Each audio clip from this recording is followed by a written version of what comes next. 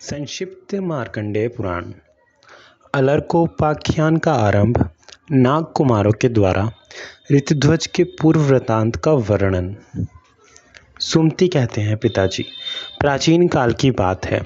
शत्रुजित नाम के एक महापराक्रमी राजा राज्य करते थे, जिनके यज्ञों में पर्याप्त सोमरस पान करने के कारण देवराज इंद्र बहुत संतुष्ट रहते थे। उनका पुत्र भी बुद्धि, पराक्रम और लावण्य में क्रमशः बृहस्पति, इंद्र और अश्विनी कुमारों की समानता करता था। वह राजकुमार प्रतिदिन अपने समान अवस्था, बुद्धि, बल, पराक्रम और चेष्टाओं वाले अन्य राजकुमारों से घिरा रहता था। कभी तो उनमें शास्त्रों का विवेचन और उनके सिद्धांतों का निर्णय होता था, कभी काव्य चर्चा, संगीत श्रवण और नाटक देखने आदि में समय व्यतीत होता था।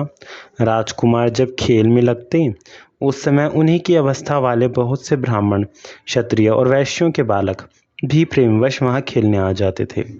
कुछ समय बीतने के पश्चात अश्वतर नामक नाग के 2 पुत्र नागलोक से पृथ्वी तल पर घूमने के लिए आए।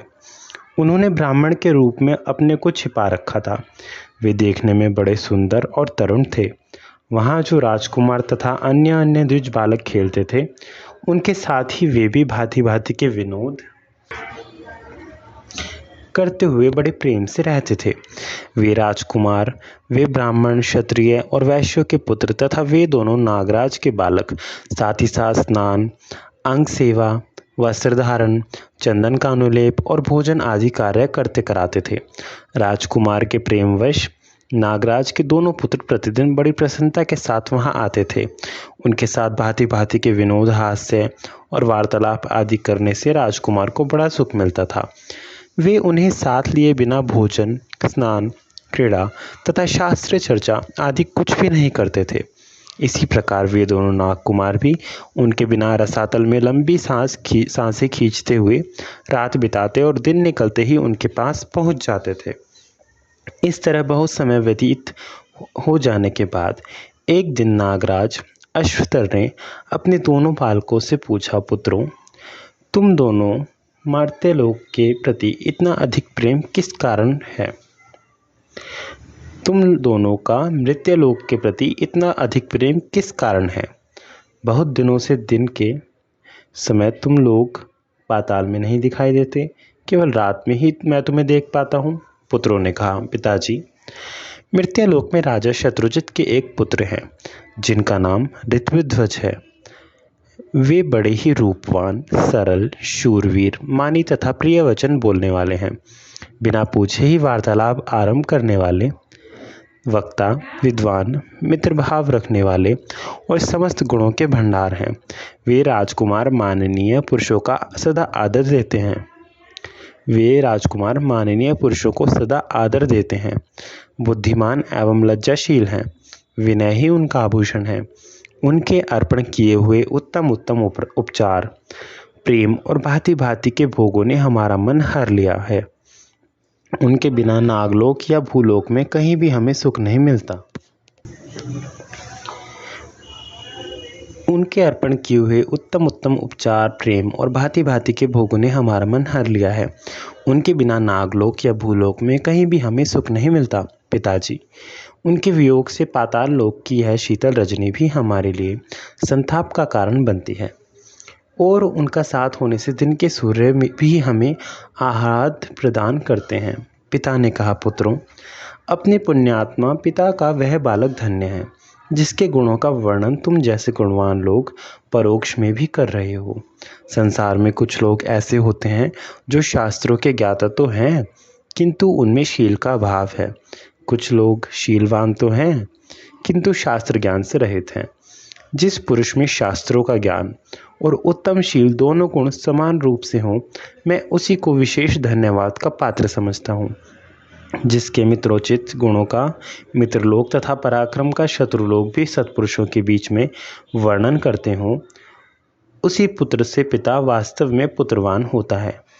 ऋतुध्वज तुम लोगों के उपकारी मित्र हैं। क्या तुम लोगों ने भी उनके चित्त को प्रसन्न करने के लिए कभी उनका कोई मनोरथ सिद्ध किया है? जिसके यहाँ से याचक कभी विमुख नहीं जाते और मित्र का कार्य कभी सिद्ध किए हुए बिना नहीं रहता, वही पुरुष धन्य है। मित्र का कार्य कभी सिद्ध हुए बिना नहीं रहता, वही पुरुष धन्य है। उसी का जीवन और जन्म धन्य है। मेरे घर में जो स्वर्ण आदि रत्न, वाहन, आसन तथा और कोई वस्तु उनके लिए रुचिकर हो, वह सब तुम लोग निशंक होकर उन्हें दे सकते हो। जो सुहृदयों का उपकार करते, शत्रुओं को हानि पहुंचाते तथा मेघ के समान सर्वत्र दान की वर्षा करते हैं, विद्वान लोग उनकी सदा ही उन्नति चाहते हैं।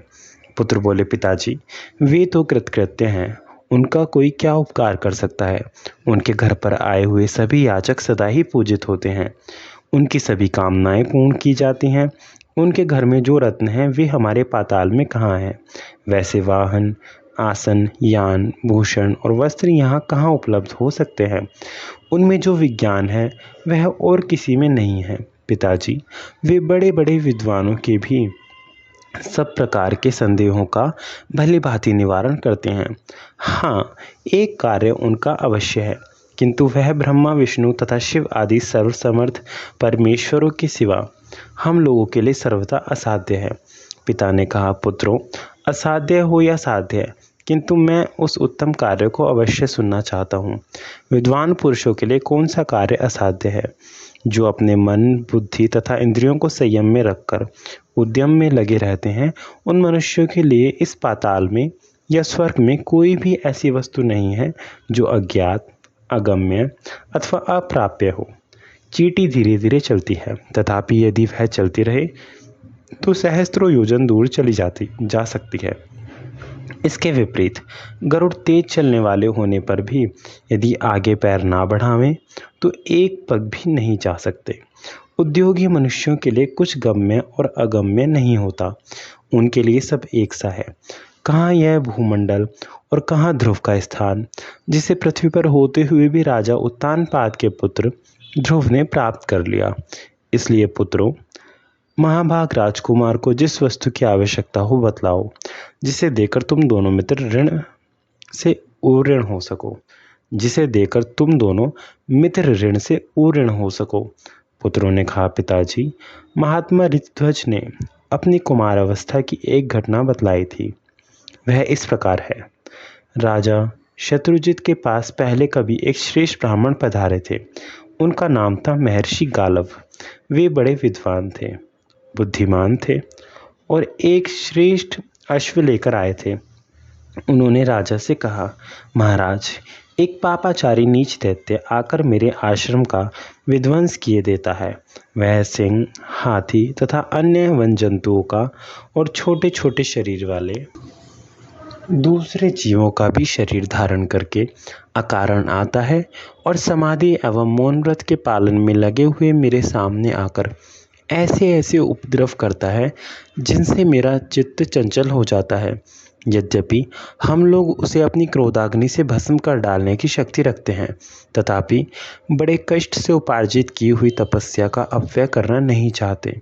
राजन, एक दिन की बात है, मैं उस असुर को देखकर अत्यंत खिन्न हो लंबी सांसें ले रहा था। इतने में ही यह घोड़ा आकाश से नीचे उतरा। उसी समय यह आकाशवाणी हुई, मुने, यह अश्व बिना थके समस्त भूमंडल की परिक्रमा कर सकता है। इसे सूर्यदेव ने आपके लिए प्रदान किया है। आकाश, पाताल और जल में भी इसकी गति नहीं रुकती। यह समस्त दिशाओं में बेरोक टोक जाता है। पर्वतों पर चढ़ने में भी इसे कठिनाई नहीं होती। समस्त भूमंडल में यह बिना थकावट के विचरण करेगा। इसलिए संसार में इसका कुवलय, कु अर्थात भूमि, वलय अर्थात मंडल, कुवलय भूमि मंडल नाम प्रसिद्ध होगा। द्विजश्रेष्ठ, जो नीच दानव तुम्हें दिन रात क्लेश में डाले रहता है, उसका भी इसी अश्व पर आरूढ़ होकर राजा शत्रुजित के पुत्र ऋतध्वज वध करेंगे।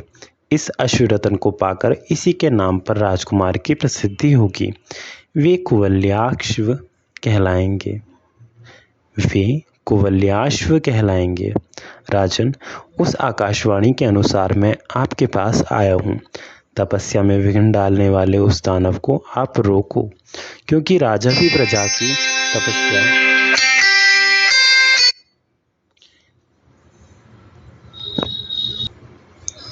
क्योंकि राजा भी प्रजा की तपस्या के अंश का भागी होता है। भूपाल, अब मैंने यह अश्वरत्न आपको समर्पित कर दिया। आप अपने पुत्र को मेरे साथ चलने की आज्ञा दो, जिससे धर्म का लोप ना होने पाए। गालव मुनि के यूं कहने पर धर्मात्मा राजा ने मंगलाचार पूर्वक राजकुमार ऋतध्वज को उस अश्वरत्न पर चढ़ाया और मुनि के साथ भेज दिया। गालव मुनि उन्हें अपने साथ आश्रम को लौट गए। ओम नमः शिवाय।